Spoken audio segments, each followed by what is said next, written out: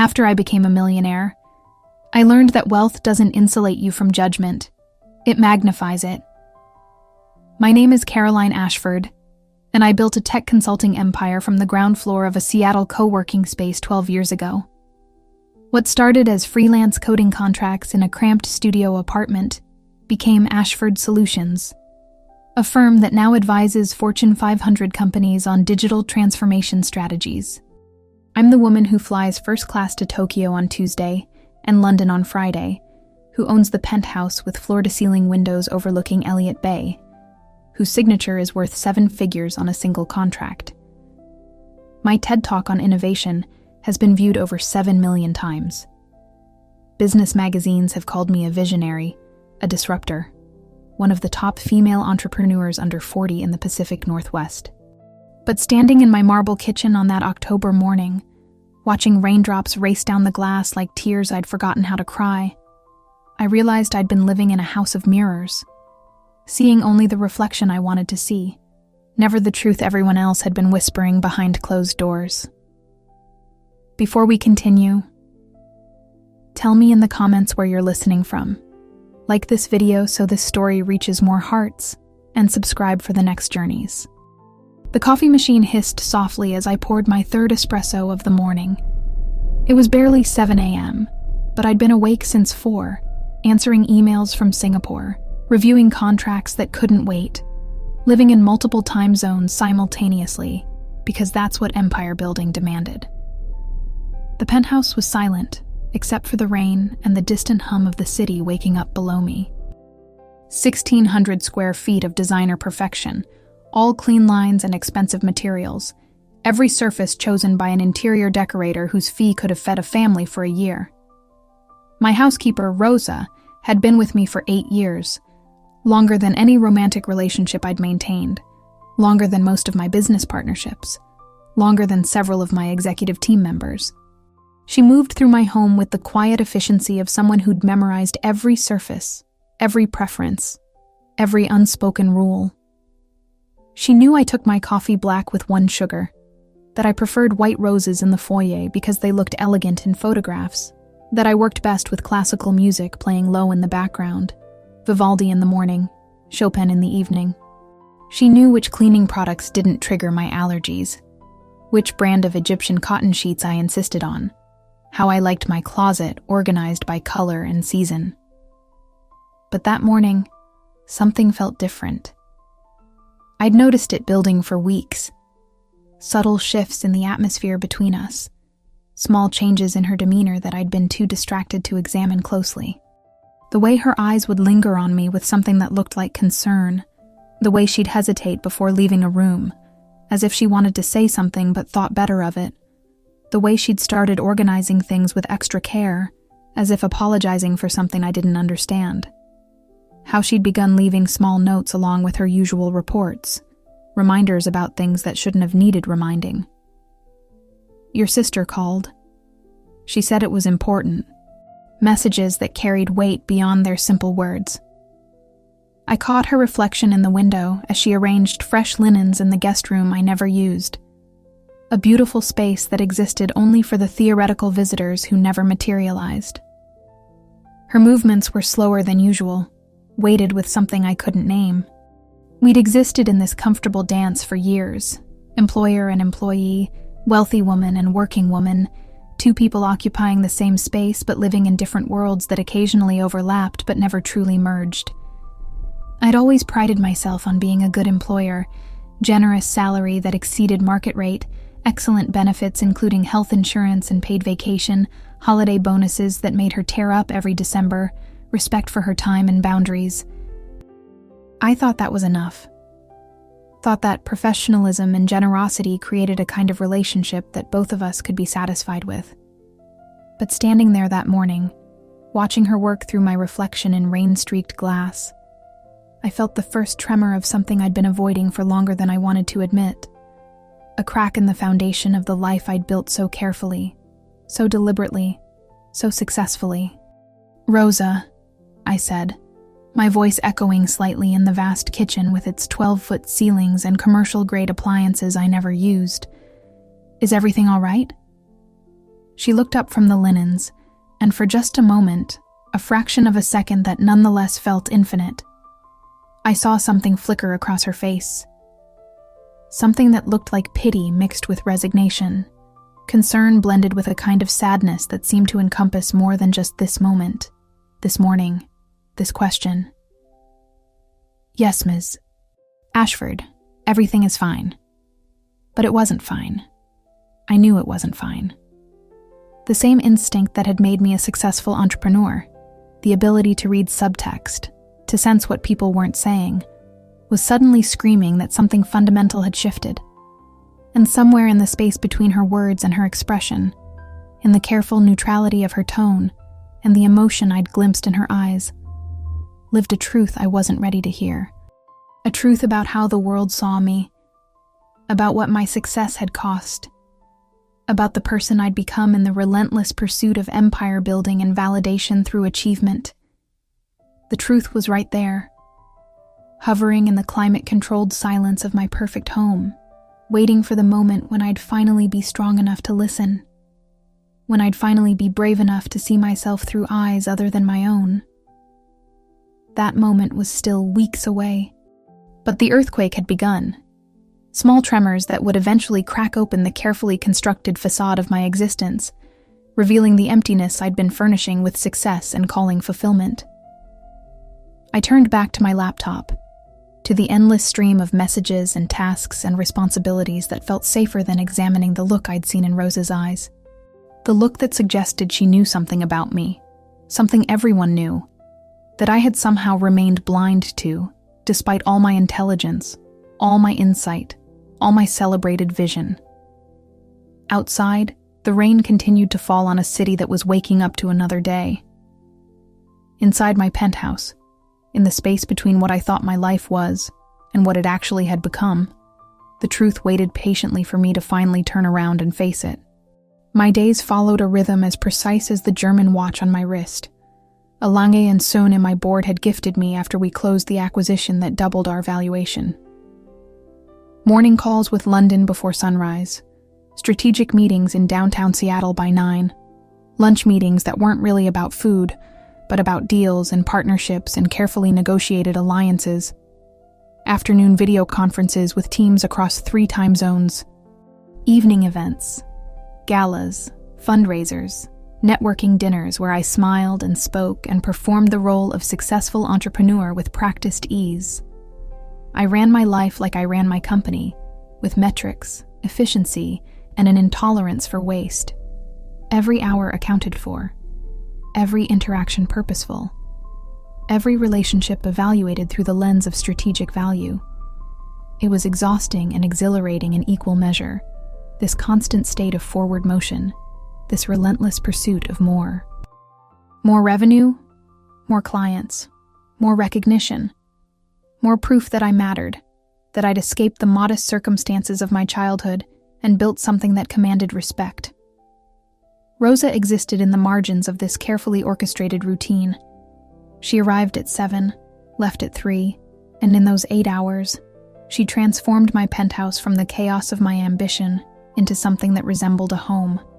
Fresh flowers appeared in crystal vases, white roses in the foyer, orchids in the living room, seasonal arrangements in the guest bathroom that no one ever used. Windows gleamed without streaks, reflecting the city back at itself. The scent of lemon polish mixed with lavender and whatever she was preparing for my dinner. Elaborate meals I often ate cold at midnight, standing at the kitchen counter with my laptop open, reviewing presentations between bites I barely tasted. I'd convinced myself this was partnership. I paid well. She had autonomy over her schedule and methods. We respected each other's boundaries. But respect, I was beginning to understand, isn't the same as seeing someone. And being seen, truly seen, requires a vulnerability I'd spent a decade armoring myself against. Success had become my shield, achievement my fortress, and somewhere along the way, I'd locked myself inside without realizing I'd also locked everyone else out. It was a Thursday when I found the note. I'd come home early, a rarity born from a canceled meeting, a client emergency that didn't require my direct involvement, and the penthouse was still warm with Rosa's presence, though she'd already left for the day. Her coat was gone from the closet by the service entrance. Her shoes no longer sat by the back door, but the air still carried traces of her. The cleaning products she used, the coffee she made herself around noon, the subtle scent of her perfume that I'd never been close enough to identify but had grown accustomed to as part of my home's atmosphere. The note sat on the kitchen island, weighed down by the salt shaker, written in her careful, precise handwriting on the notepad I kept there for household communications. Ms. Ashford, the blue dress for tomorrow's gala is ready. I picked it up from the dry cleaner and hung it in your closet. Your jewelry is laid out on the bureau. Also, your sister called. She said it was important. She asked if you were doing okay. My sister. I stared at those two words as rain began to drum against the windows, as the afternoon light dimmed toward early evening, as the city beyond my glass walls continued its indifferent dance of commerce and life. Maya had called 3 times this week. I'd responded with texts, brief, efficient, promising to call back soon. Soon had become my favorite word, a promise without commitment, a future I could control by never quite arriving at it. I picked up my phone, then set it down again. Opened my laptop instead, responded to emails that could have waited until tomorrow, approved proposals that weren't urgent, reviewed financial projections that didn't need my immediate attention. Anything to avoid the pull of that word, important. What could be so important that it required an actual phone call? Maya knew how busy I was. She'd always known. We'd grown up together in a small house in Tacoma where our mother worked 2 jobs, and our father's absence was a permanent presence. We'd shared a bedroom, shared clothes, shared dreams of lives bigger than the ones we'd been born into. I'd escaped through intelligence and ambition. Maya had stayed closer to home, chosen a more traditional path. Marriage, a steady job in education administration, a modest life that looked nothing like mine. We'd drifted. That's what I told myself. Natural drift, the inevitable consequence of diverging paths. I was in Seattle building an empire. She was in her small house in Olympia, living a life I no longer understood, and if I was honest, no longer respected the way I should have. Not because it was lesser, but because acknowledging its value meant acknowledging that my choices, my sacrifices, might not have been the only viable path to fulfillment. The next morning, Rosa arrived to find me already awake, still in yesterday's clothes, surrounded by empty coffee cups and the blue glow of multiple screens. I'd worked through the night, telling myself it was necessary, that the presentation for the Singapore client required perfection, that this was what leadership looked like. But the truth, hovering just beneath my rationalizations, was simpler. I was hiding, from Maya's calls, from whatever important meant, from the growing sense that my life, for all its success, was missing something fundamental. Rosa said nothing when she saw me, but I felt her assessment land like weight. She hung her coat with extra care, set down her bag with deliberate gentleness, and moved to the kitchen to begin preparing breakfast I wouldn't eat. The silence between us felt different now, not comfortable, but loaded, pregnant with words unsaid. "Your sister called again," she said quietly, not looking at me as she cracked eggs into a bowl. "Last night, on the house line, around 9. I'll call her this weekend." Rosa nodded, but her silence felt louder than agreement. She whisked the eggs with more force than necessary, and I watched her shoulders tense, watched her take a breath as if preparing to say something, then release it without speaking. The moment stretched, elastic and uncomfortable, until finally she turned to face me. "Ms. Ashford, forgive me for saying this, but when was the last time you actually called her back?" The question landed like an accusation, though her tone remained gentle. I felt defensiveness rise immediately, the instinct to explain, to justify, to list all the legitimate reasons why my time was scarce and precious. But something in Rosa's expression stopped me. That same look from yesterday morning, concern mixed with something deeper, something that suggested she was carrying knowledge I didn't have access to. I've been busy, I said, and heard how hollow it sounded even as the words left my mouth. I know. Rosa turned back to the stove, poured the eggs into a heated pan. You're always busy. That's what everyone says about you. The words hung in the air, and I caught something in her tone, something that made the hair on my arms stand up. What do you mean, everyone? She was quiet for a long moment, focusing intently on the eggs, as if they required her complete concentration. When she finally spoke, her voice was careful, measured. Just that, people talk, Ms. Ashford, about how successful you are, how impressive your company is, how you're always working, always achieving. That's good, isn't it? That's the reputation I've built. Yes. She plated the eggs, set them on the counter in front of me, though we both knew I wouldn't touch them. But they say other things too. About how you're unreachable. About how success has made you. She trailed off, and I watched her wrestle with something. Loyalty against honesty. Employment against truth. Finally, she just shook her head. I'm sorry. It's not my place. But it was too late. The seed had been planted. Unreachable. The word echoed in the space between us, in the pristine silence of my perfect home. I wanted to ask what else people said, wanted to demand she tell me everything, but fear stopped me. Fear that whatever truth she was protecting me from would shatter the carefully constructed narrative I'd built about my life. So I did what I always did. I closed my laptop, grabbed my briefcase, and left for the office without eating the breakfast she'd made. Left before she could say more. Left before I had to confront the growing certainty that everyone could see something about me that I was desperately trying not to see about myself. In the elevator descending from my penthouse, I caught my reflection in the polished steel doors. Expensive suit, perfect hair, the face of success. But behind my eyes, I saw what Rosa had seen. What everyone apparently saw. Someone who'd won everything and lost track of what mattered.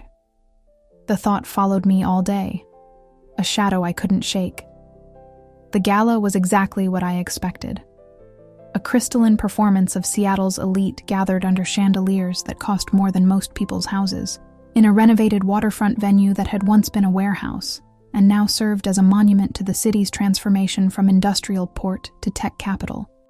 I wore the blue dress Rosa had prepared, a custom Armani piece that moved like water, my hair swept into the kind of effortless updo that actually takes a professional stylist 45 minutes to achieve. Diamonds at my throat that caught the light with every calculated movement. A necklace I'd bought for myself after closing the Microsoft contract. A reward for my own success since there was no one else to celebrate with.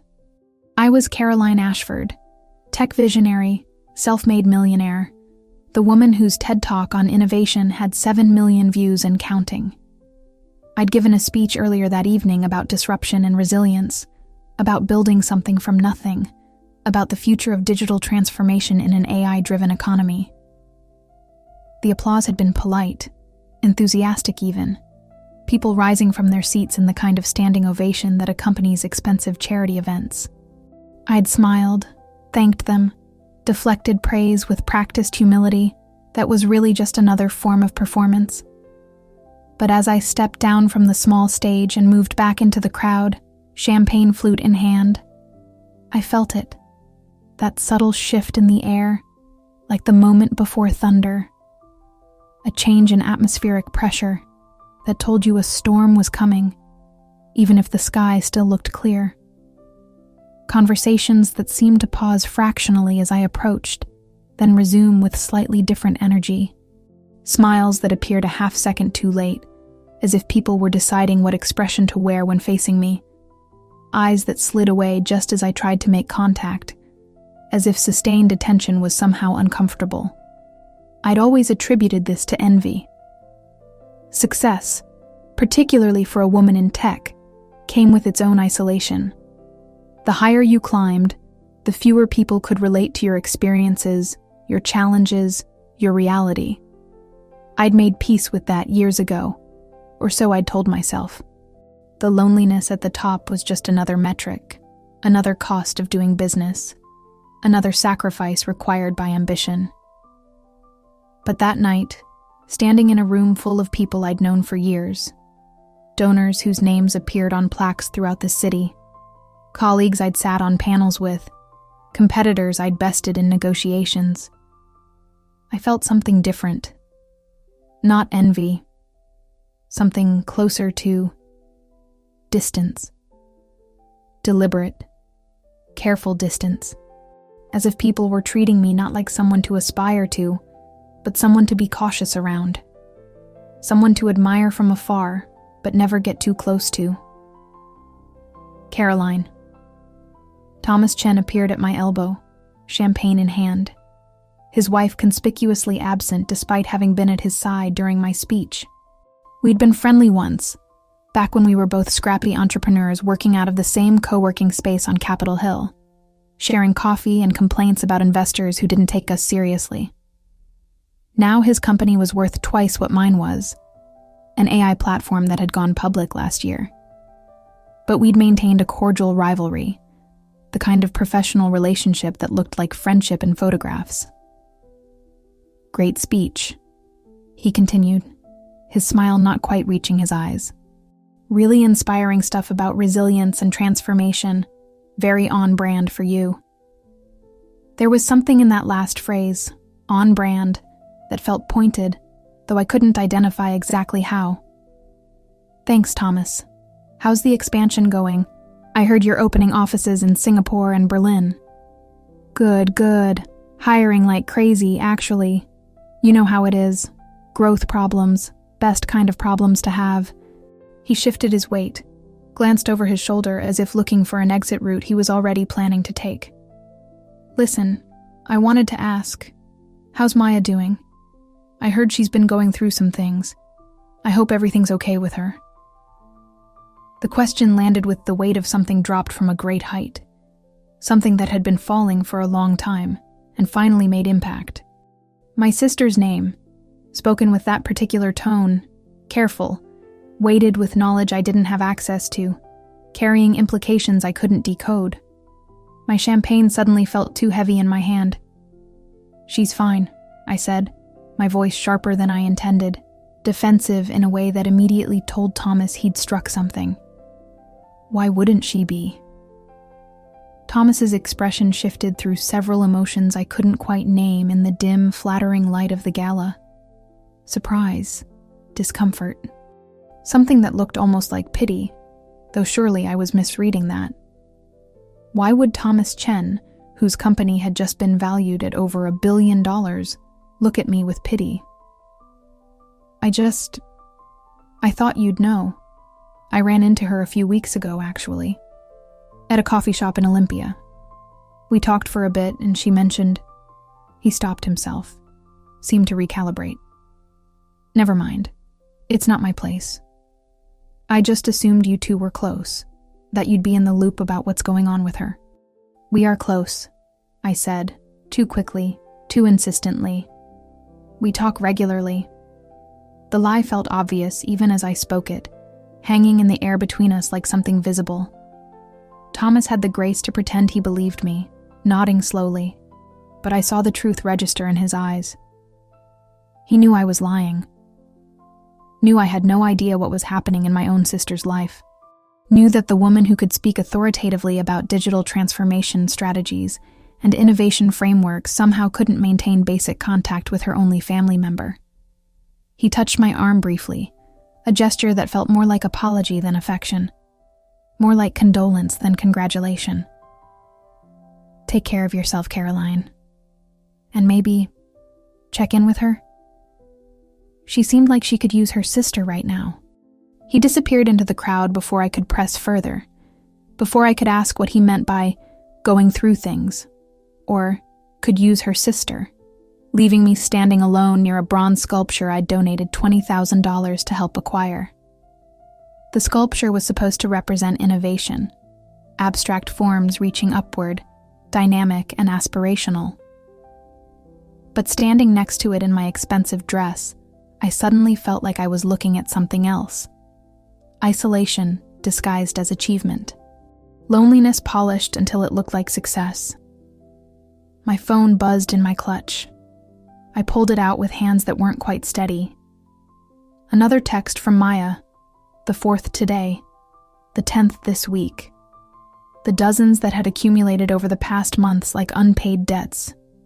I could see the preview without unlocking the screen. Caroline, please.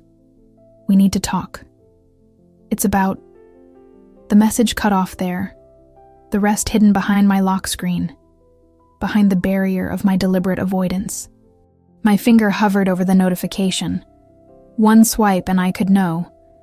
One tap, and whatever truth Thomas had stumbled into, whatever reality everyone else seemed to be aware of, would become mine too.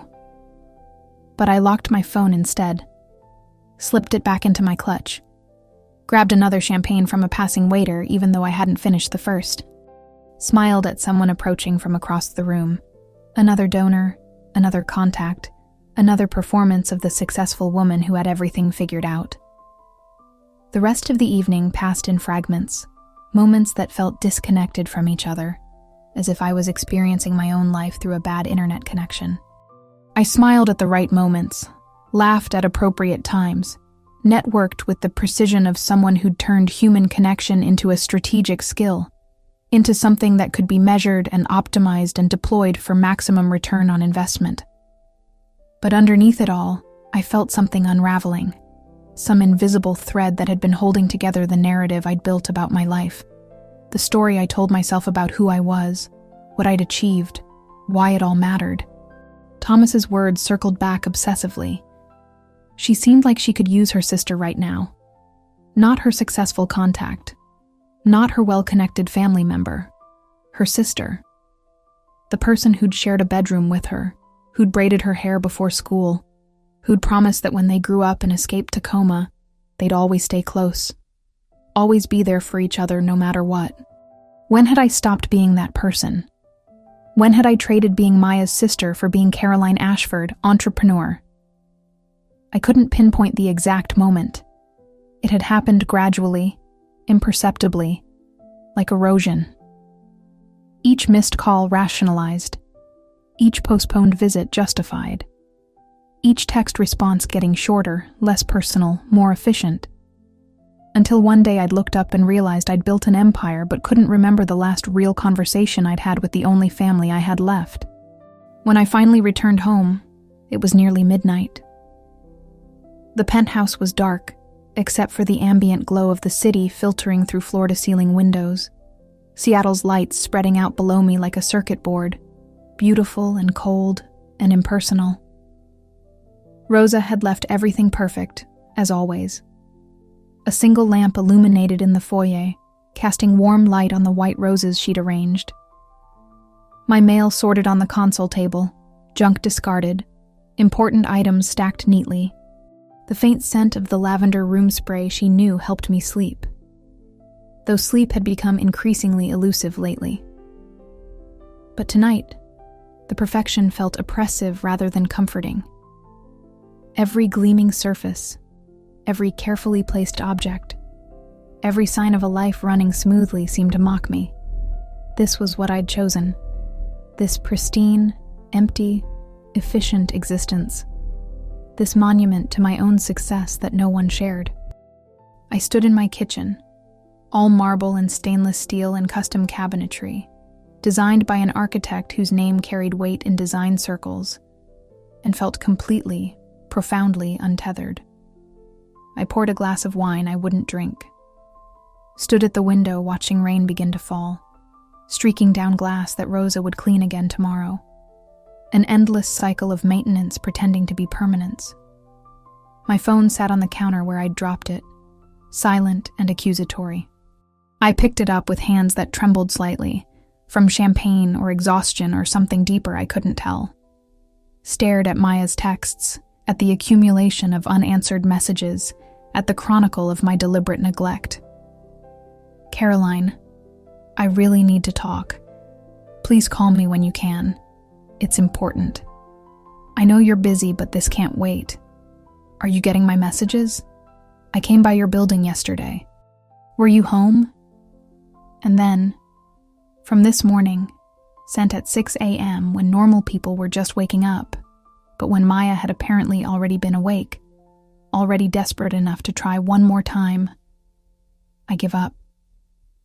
I hope your success is worth it. Those last 7 words hit like a physical blow. I hope your success is worth it. Not congratulations. Not pride. A question disguised as a statement, a challenge wrapped in resignation. What had I traded for this empire? What had I sacrificed without even realizing I was making a choice? I sank into one of the bar stools at my kitchen island, the phone clutched against my chest, and felt something inside me finally, irreversibly crack. Not break, not yet, but crack wide enough that I could no longer pretend I didn't see the fracture, couldn't ignore the emptiness on the other side. Outside, rain fell harder, and somewhere in the city below, Maya was living a life I knew nothing about, going through something Thomas knew about but I didn't, needing her sister while her sister counted her achievements and called it enough. It wasn't enough. It had never been enough. I'd just been too successful to notice. I called Maya 17 times on Saturday. Every call went straight to voicemail. That generic automated message that meant she'd either turned off her phone or blocked my number. By the 18th attempt, my hands were shaking so badly I could barely hold the phone, my carefully manicured nails clicking against the screen with each desperate, futile try. Maya, it's me. Again. I know I have no right to ask you to call back. I know I've been... My voice cracked, splintered into something I barely recognized as my own. I've been terrible. Worse than terrible. I've been absent. I've been selfish. I've been everything you probably think I am, and more. Please, just let me know you're okay. Just... please. I left 7 voicemails before I stopped counting, each one more desperate than the last, each one stripping away another layer of the polished professional persona I'd spent years constructing. By the time I gave up, I was crying, really crying, the kind of ugly, gasping sobs I hadn't allowed myself since I was a child, since before I learned that emotions were weaknesses to be managed and controlled. Rosa wasn't scheduled to work weekends, but around 3 p.m, my doorbell rang. I almost didn't answer. I was still in the clothes I'd worn to the gala, my makeup smeared, my hair falling out of its professional updo in ways that would have horrified the stylist who'd created it. But something made me check the security camera. And there she was. Rosa, in her weekend clothes, holding a container of what looked like homemade soup. I opened the door, and her expression shifted immediately from concern to something deeper when she saw me. Miss Ashford, Caroline. I was worried. You didn't answer my text this morning, and you always answer, I thought. She trailed off, taking in my appearance, the chaos visible behind me through the doorway. May I come in? I nodded, unable to speak, and she entered my perfect penthouse like she was entering a crime scene. Carefully, with the awareness that something significant had happened here, something that had altered the landscape in fundamental ways. She set the soup on the kitchen counter, then did something she'd never done in 8 years of working for me. She came around the island, put her arms around me, and held me while I broke apart completely. I can't reach her. I sobbed into Rosa's shoulder. This woman who cleaned my home and knew my routines, but who I'd somehow never really seen as a full person with her own life, her own wisdom, her own capacity for compassion that extended beyond the professional. Maya won't answer. She blocked me, and Thomas Chen said something at the gala about her going through things, and I didn't know Rosa. I didn't know anything about my own sister's life. Rosa held me tighter, one hand stroking my hair like I was a child, like I was someone who deserved comfort despite having done nothing to earn it. I know, she said softly. I know you didn't. We moved to the living room, That space I'd furnished with a designer's eye but never actually lived in, where the pristine white sofas existed more as art installation than furniture. Rosa sat beside me, still holding my hand, and the gesture was so simple, so human, that it made me cry harder. "Tell me," I finally managed. "Tell me everything. What you know. What everyone's been saying. I need to hear it." Rosa was quiet for a long moment, and I watched her face as she made some internal calculation, weighing loyalty against honesty, employment against truth, the safety of silence against the necessity of speaking. Finally, she took a deep breath. "Your sister lost her job 3 months ago," she said, and the words landed like stones dropped into still water, creating ripples that spread outward, disturbing everything.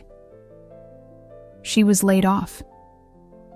Budget cuts in the school district where she worked. She called you the day it happened. You texted back that you'd call her later that week. I don't remember, but even as I said it, I did remember. A text from Maya on a Tuesday. I'd been in back-to-back meetings. I'd responded quickly, efficiently. "Sorry to hear that. We'll call this weekend. Hang in there." And then I'd forgotten. Moved on to the next item on my agenda. Let the weekend pass without following through because there was always another crisis, another opportunity, another reason to postpone. Her husband left her 2 months before that. Rosa continued, her voice gentle but unflinching. David. They'd been having problems for a while, I guess. He told her he couldn't compete with the ghost of her successful sister anymore, that he was tired of feeling like he wasn't enough because he wasn't building an empire like you were. He moved out in July. July. I tried to remember July. A blur of conferences and contract negotiations and a trip to New York for meetings that felt crucial at the time but that I couldn't clearly recall now. Had Maya tried to reach me then? Had there been calls I'd ignored, texts I'd filed away mentally as deal with later? She's been struggling, Rosa said, trying to keep her apartment on unemployment benefits and savings that are running out, trying to figure out her next steps, trying to maintain some dignity while her life fell apart.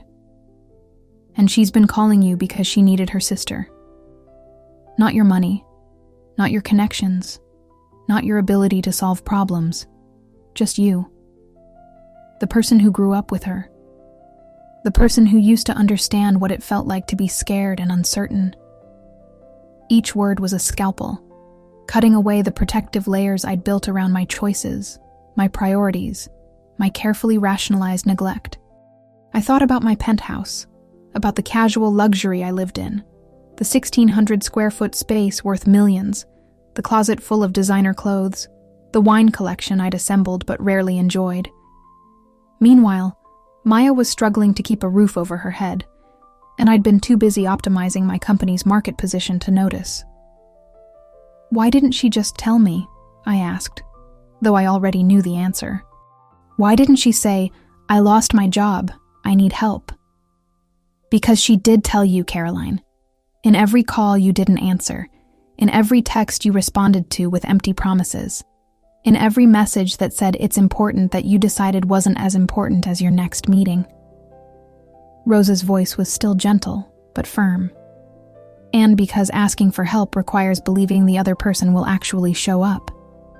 Your sister stopped believing that about you a long time ago.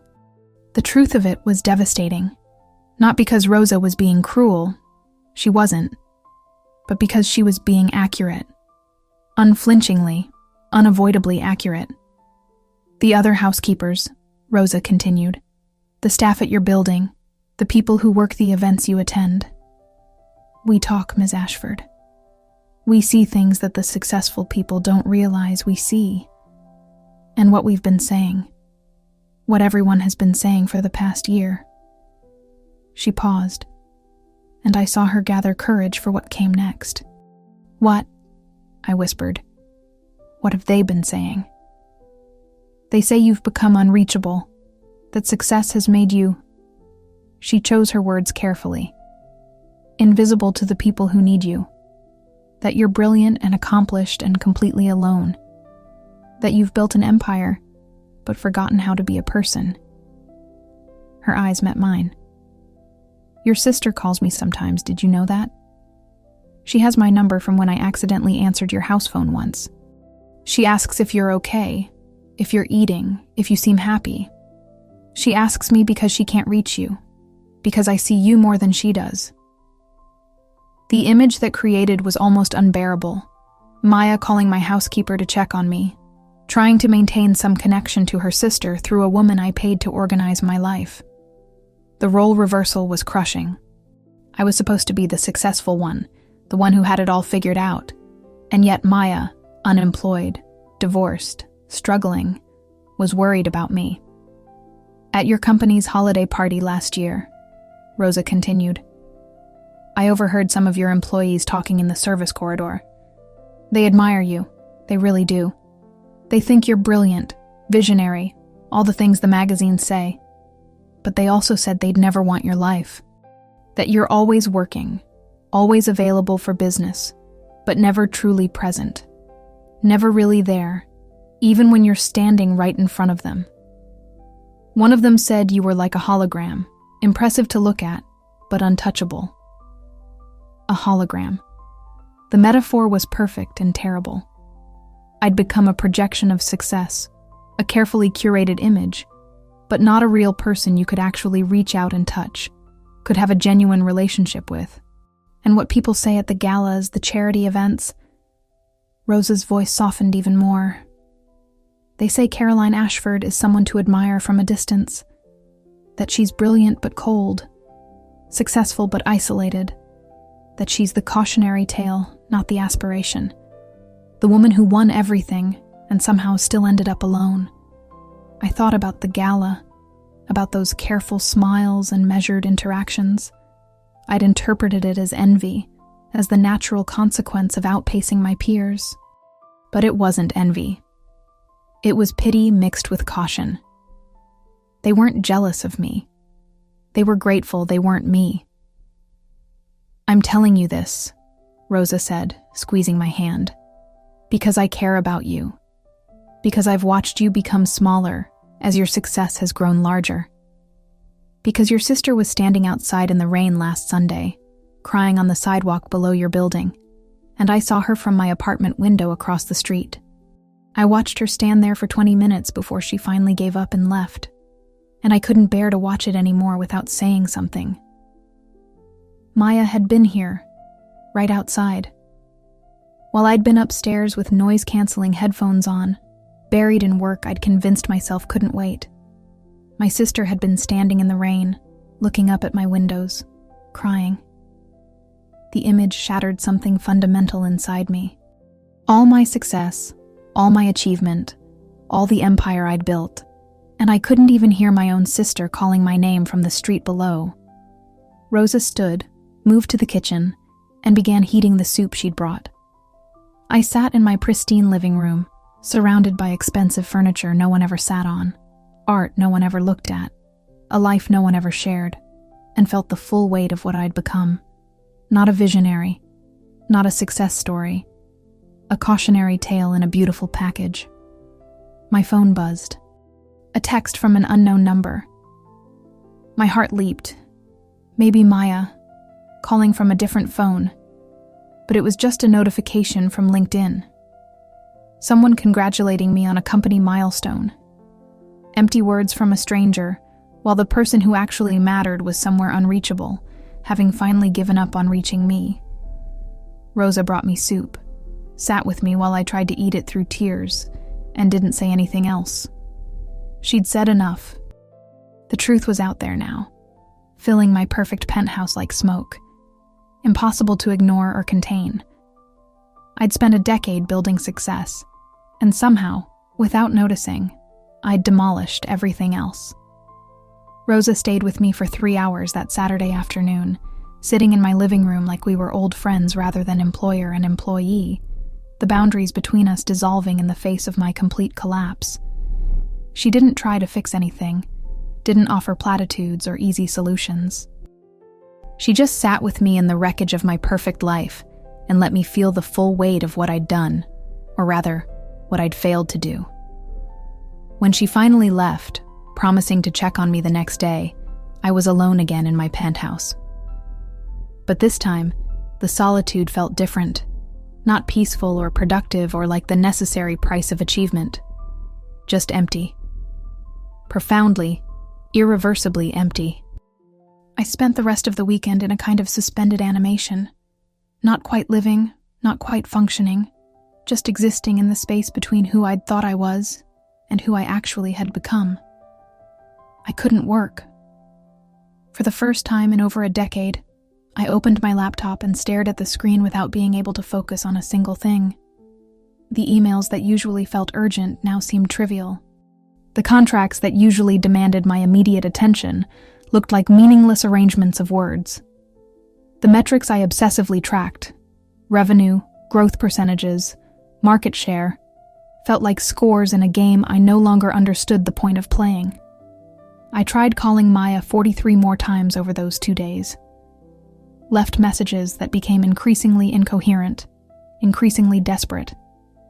Sent texts that went from apologies to pleas, to simple statements of fact. I love you. I'm sorry. Please talk to me. All of them disappeared into the void of her silence. Read receipts turned off. My sister as unreachable to me now as I had been to her for months. On Sunday evening, as the city lights began to flicker on below my windows, and another weekend dissolved into the relentless march of time, I did something I hadn't done since I was building my company from nothing. I sat down with an actual pen and actual paper, cream-colored stationery I'd received as a gift from a client and never used, and I wrote. Not a business plan, not a strategy document, a letter. Dear Maya, I know you won't answer my calls. I know I've given you every reason to block my number, to cut me out of your life the way I cut you out of mine through negligence and self-absorption. I know that saying I'm sorry doesn't begin to address the depth of what I've done. The months of ignoring you, the years of prioritizing everything else over our relationship, the fundamental failure of being your sister when you needed me most. Rosa told me everything, about your job, about David, about how you've been struggling while I've been succeeding, how you've been drowning while I've been climbing, how you stood outside my building in the rain, and I was too insulated by my own ambition to even know you were there. I don't have an excuse. I could tell you about the pressures of running a company, the demands on my time, the constant crisis management that makes up my days. But those aren't reasons. They're just the armor I've been using to protect myself from acknowledging what I've become. Someone who measures worth in revenue and relationships in ROI. Someone who confused success with fulfillment and isolation with independence. Thomas Chen asked about you at a gala last week, and I didn't even know what he was talking about. A stranger knew more about your life than I did. My housekeeper has become your connection to me because I made myself unreachable to the one person who should have had unlimited access. I don't know how to fix this. I don't know if this is even fixable. But I need you to know that I see it now. I see what everyone's been seeing, that I've become someone to admire from a distance and pity up close. That I've built an empire on the foundation of forgetting what actually matters. You don't owe me forgiveness. You don't owe me another chance. You don't owe me anything. But if you're willing, I want to try to be your sister again. Not the successful one who has all the answers. Not the busy one who's always rushing to the next thing. Just your sister. The person who shared a bedroom with you in Tacoma. The person who promised we'd always be there for each other. I broke that promise. I know that. I broke it slowly, incrementally, in ways that seemed justifiable at the time, but that add up to something unforgivable. But I want to try to keep it now, if you'll let me. I love you. I've always loved you. I just forgot how to show it in any way that mattered. Caroline, I read it over 3 times, each time finding it inadequate, each time wanting to add more, to explain better, to somehow undo years of neglect with the right combination of words. But finally, I folded it, put it in an envelope, and wrote Maya's address. An address I had to look up in my contacts because I couldn't remember it, had never sent her anything there, had never visited despite it being less than 2 hours away. Monday morning arrived with the oppressive weight of obligation. I had meetings scheduled, important ones, the kind that used to energize me with their potential for deals and growth. But sitting at my desk in my home office, surrounded by the evidence of my success, awards on shelves, framed magazine covers, photos of me with influential people whose names I could barely remember, I felt nothing but exhaustion. Rosa arrived at 7, as always. But this time, when she came to my office doorway to let me know she'd arrived, I did something different. I closed my laptop. "Rosa, can we talk?" She came in, sat down across from my desk, and I saw the concern still lingering in her eyes. Not judgment, just genuine worry for someone she'd watched implode over the weekend. "I wrote to Maya," I said. "A real letter. I'm going to mail it today." "That's good. But I need to do more than write letters. I need to actually change." I looked around my office at the life I'd built here. "I don't know how to do that. I've been this person, this version of myself, for so long that I don't remember how to be anyone else." Rosa was quiet for a moment, her hands folded in her lap, and I could see her choosing her words carefully. "May I tell you something? About my sister?" I nodded, realizing that in 8 years of employing this woman, I'd never asked about her family beyond the basic details necessary for emergency contacts and holiday scheduling. "I had a sister," Rosa began, her voice soft. "Elena. She was 3 years younger than me. Beautiful, funny, full of dreams. When I came to the United States 20 years ago, I left her behind in Mexico. I promised I'd send for her once I got established, once I saved enough money. I was going to give her opportunities, help her build a better life." She paused, and I saw pain cross her face. Old pain, the kind that never completely heals. But I got busy. I worked 2 jobs, then 3. I was sending money back, helping my parents, building a life here. Elena would call, and I'd say, "Soon, I'll visit soon." She'd ask when I was coming home, and I'd say, "Next year, when I have more saved." There was always a reason to wait, always something more important than getting on a plane and going home. Rosa's eyes filled with tears, and I felt my own throat tighten. She died 4 years ago. Cancer. By the time they found it, it was already advanced. She was only 39, and I never went back. I had the ticket booked. I was planning to take time off work, but she died 3 days before my flight. A tear slipped down her cheek.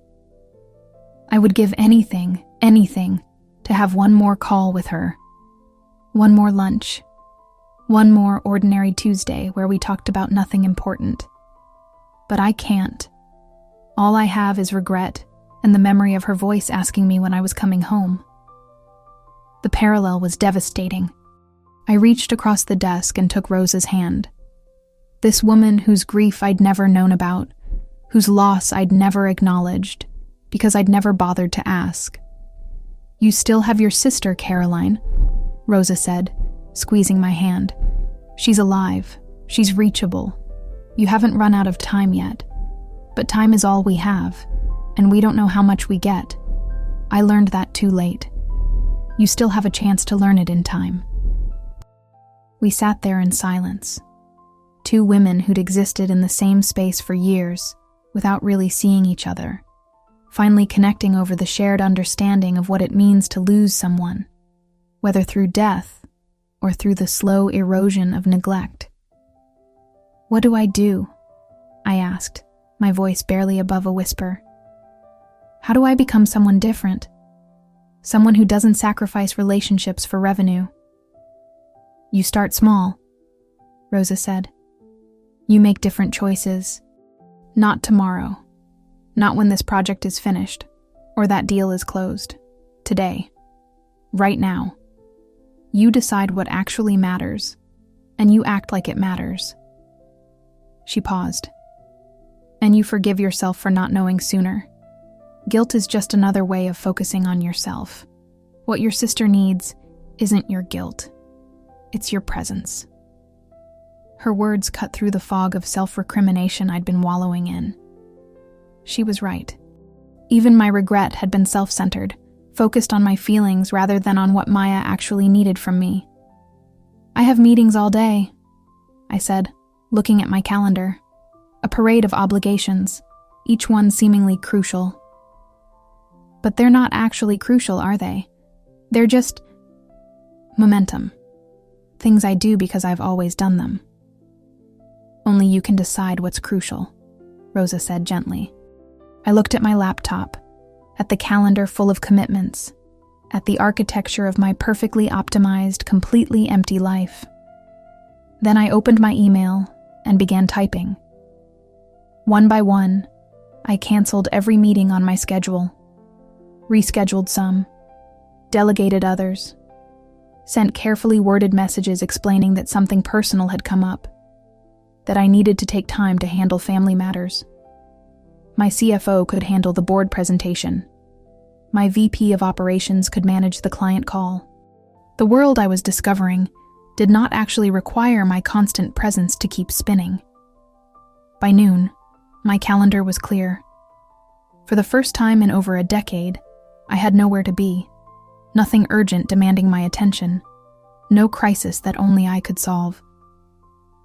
The empty space felt terrifying and liberating in equal measure. What now? I asked Rosa. She smiled, a real smile, warm and proud. Now you wait. You give Maya time, and you prove through your actions, not your words, that you've changed. Change isn't a decision you make once. It's a decision you make every day, in every small choice. She was right. I knew she was right. But knowing and doing were different things, and I'd spent so long being one person that becoming another felt like learning to walk again after a lifetime of running. Still, I had to try.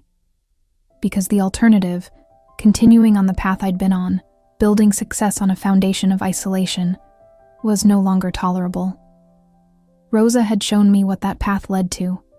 Regret, loss, the unbearable weight of time you can never get back. I had time, not unlimited time, but some time. Enough to try. Enough to show Maya that I could be more than the sister who was always too busy. Enough to become someone who actually deserved the success I'd achieved. That afternoon, I did something I hadn't done in years. I left my penthouse and went for a walk. Not to a meeting or an event. Just a walk. Through the streets of Seattle, past shops I'd never noticed, through parks I'd forgotten existed. I bought coffee from a small cafe and actually sat down to drink it, watching people live their ordinary lives. Talking, laughing, being present with each other in ways I'd forgotten were possible. And I thought about Maya, hoping that wherever she was, whatever she was doing, she'd eventually see the letter I'd sent. That she'd give me one more chance to be the sister I should have been all along. The silence that followed was excruciating. Days stretched into a week, then two, with no response from Maya. I went to work. Or rather, I went through the motions of work. I attended the meetings I couldn't cancel, made the decisions that required my input. But everything felt muted now, like I was experiencing my life through thick glass. My employees noticed. I saw it in their careful glances, the way they'd pause before asking me questions, as if testing whether I was still the same person or someone fundamentally altered. "Are you feeling all right?" my CFO, Marcus, asked on a Thursday afternoon, genuine concern in his voice as we wrapped up a quarterly review. "You seem different." Different. The word carried weight. I used to pride myself on consistency, on being the same focused, driven leader regardless of circumstances. But I wasn't that person anymore. Or rather, I was trying desperately not to be. "I'm figuring some things out," I told him honestly. And for once, I didn't elaborate, didn't turn it into a strategic discussion or a lesson in leadership.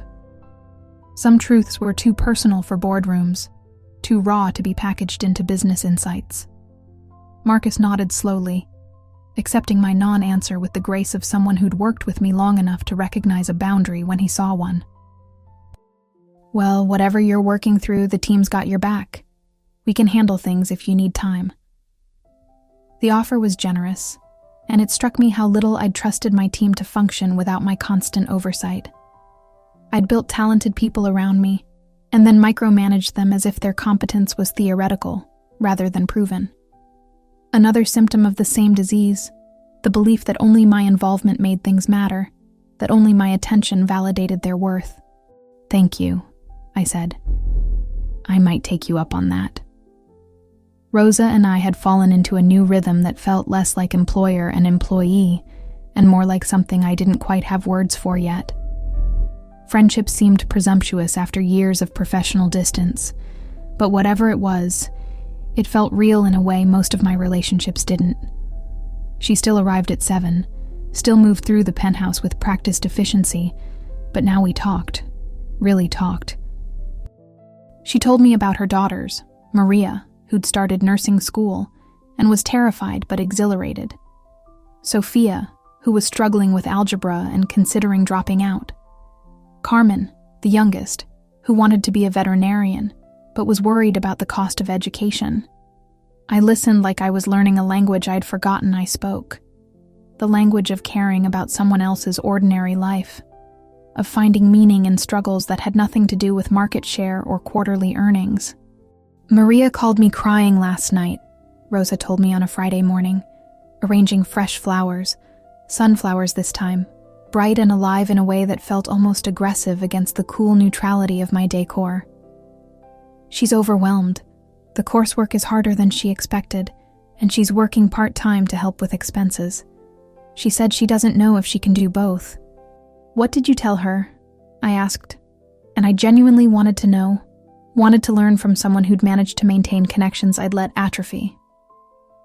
I told her that hard doesn't mean impossible, that she's stronger than she thinks, that I believe in her. Rosa paused, adjusting a stem.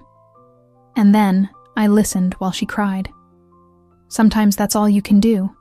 Just be there while someone falls apart, so they know they're not alone in it. The simplicity of it struck me. Just be there. Not fix it, not solve it, not optimize it. Just be present. It was everything I hadn't done for Maya.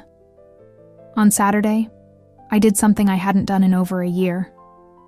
I went to the farmer's market in Pike Place, not to rush through and grab prepared meals from vendors I'd never spoken to, but to walk slowly, to smell the flowers, to talk to the people selling produce and bread and artisan cheeses. I bought vegetables I'd have to learn how to cook, asked for recipes, admitted I didn't know what I was doing. The vendor, an older woman with dirt under her fingernails and laugh lines around her eyes, smiled like I'd given her a gift. "Cooking is just showing up and trying," she said, wrapping my vegetables in brown paper. "You'll burn things, mess up recipes, but that's how you learn. That's how you get good at caring for yourself and other people."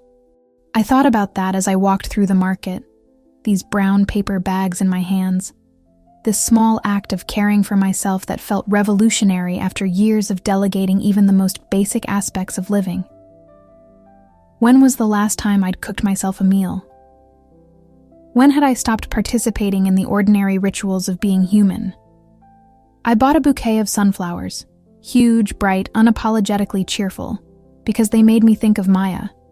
She'd always loved sunflowers, used to say they looked like happiness made visible. When we were kids in Tacoma, she'd drawn them on everything, notebooks, the margins of her homework, the walls of our shared bedroom until our mother made her stop. How had I forgotten that?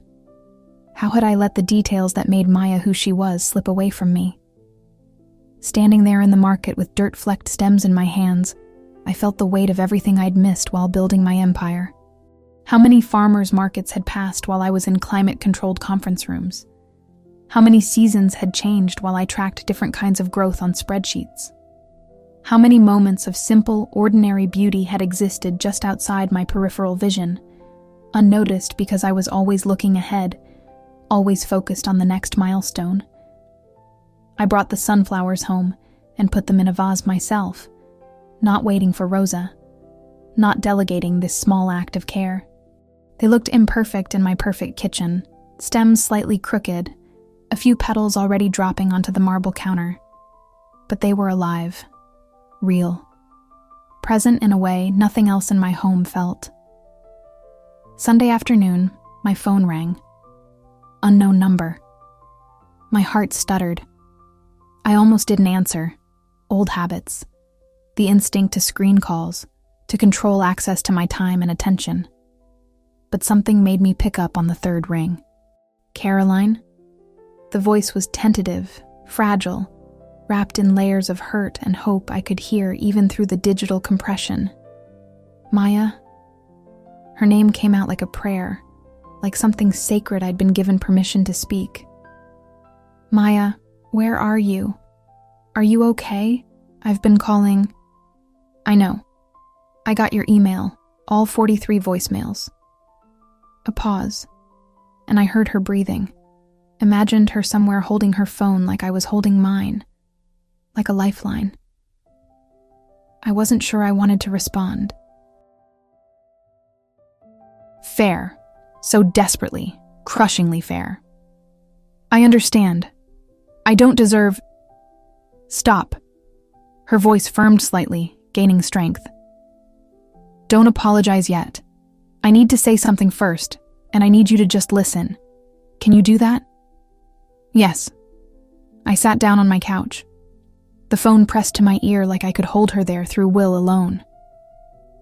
When David left, when I lost my job, when everything fell apart, I didn't need you to fix it, Caroline. I didn't need your money, or your connections, or your brilliant problem-solving skills. I didn't need you to swoop in and save me like I was some project to manage. Her voice cracked slightly, and I heard years of accumulated hurt in the fracture. I just needed you to be my sister, to answer the phone, to say, "That's awful, I'm so sorry, tell me everything," to show up, even just emotionally, to make me feel like I mattered to you more than your next board meeting.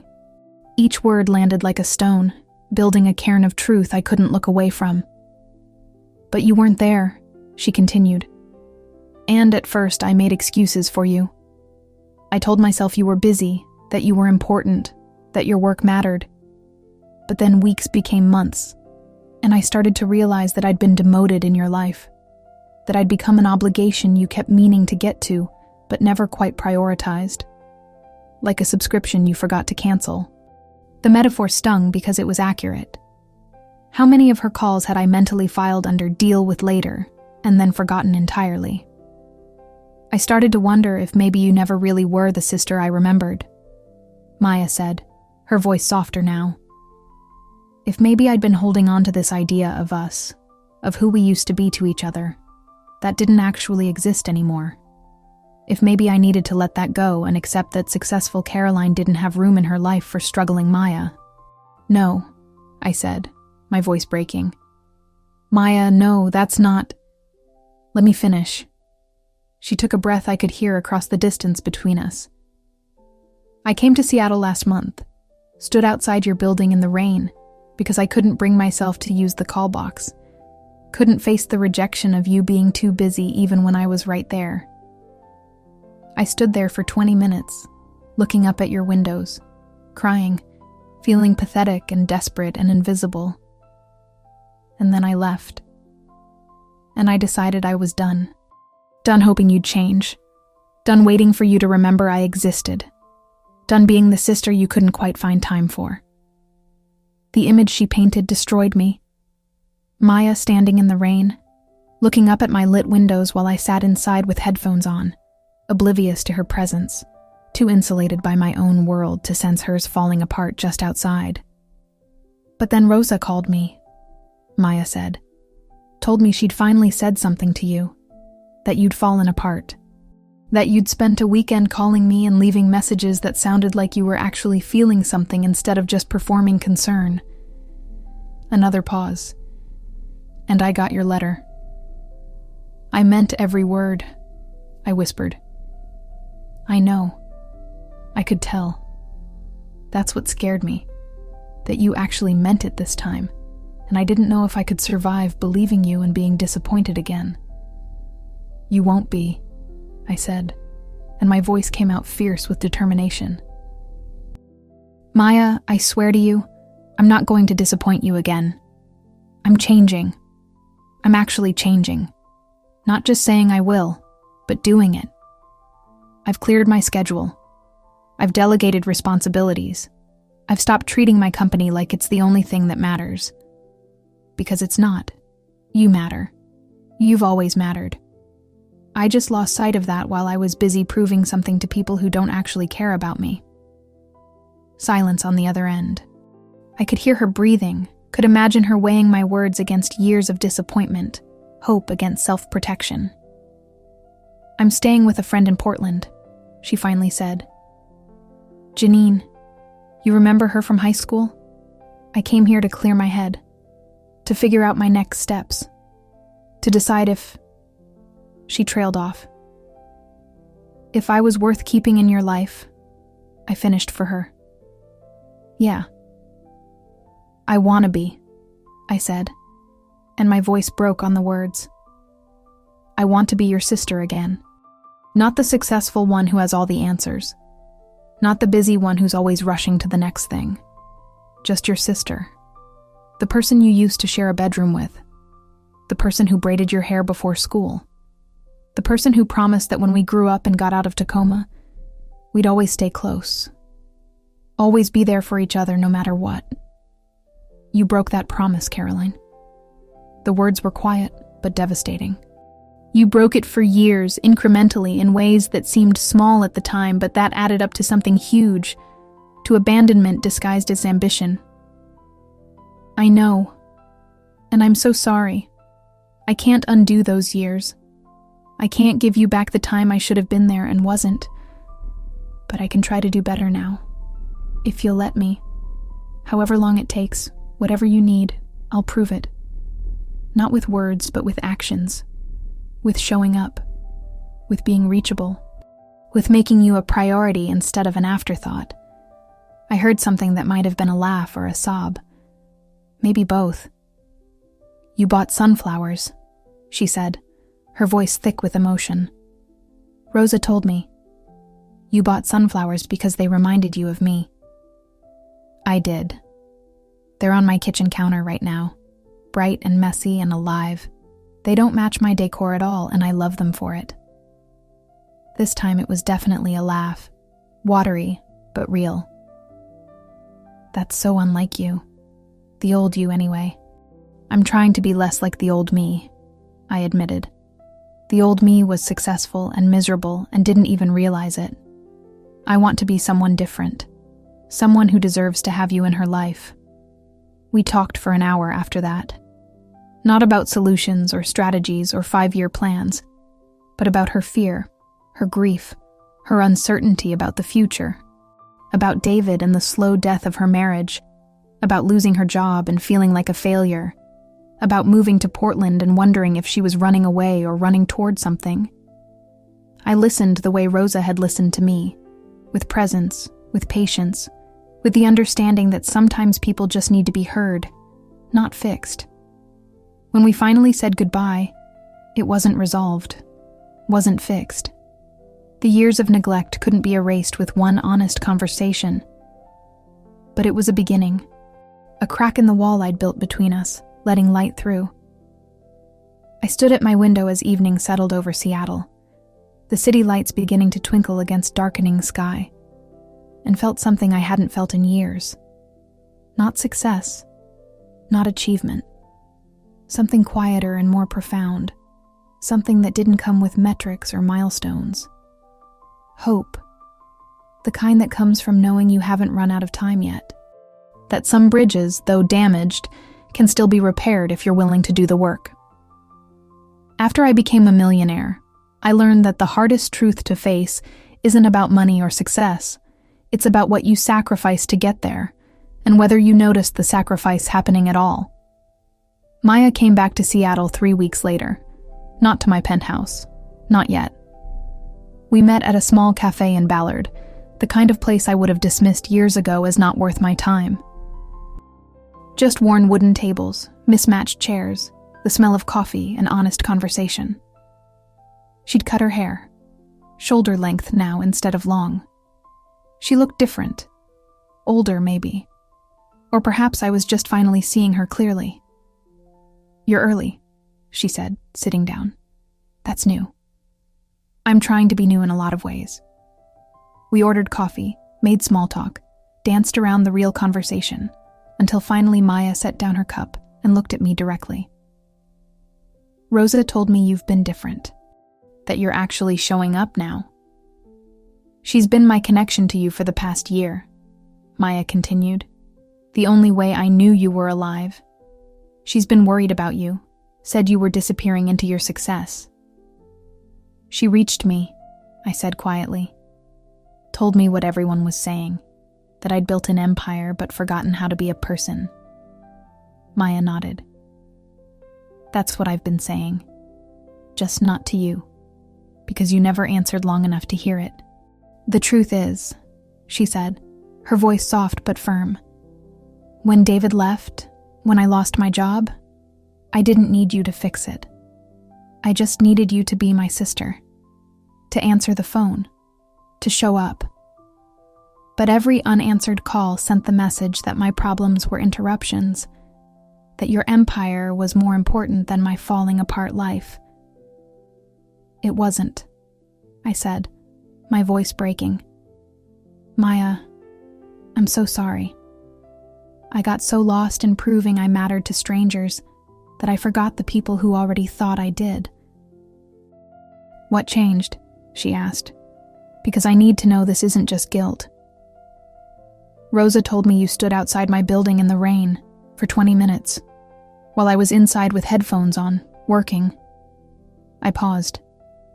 That image broke something in me, made me see I'd become someone so insulated by success that I couldn't even hear the people I love calling my name. Maya's eyes filled with tears. "I felt invisible, like I'd been erased from your life to make room for your empire." "You were never invisible. I was just blind." I reached across the table, and after a moment, she took my hand. "I forgot that the most important things aren't built in boardrooms. They're maintained through showing up when someone needs you." "I got a job offer in Portland," she said. "Nonprofit work.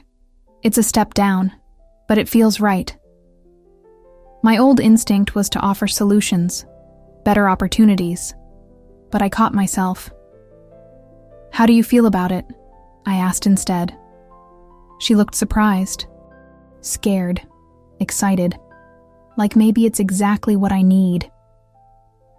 "Then I think you should take it." "You're not going to tell me to stay? To let you help me find something better?"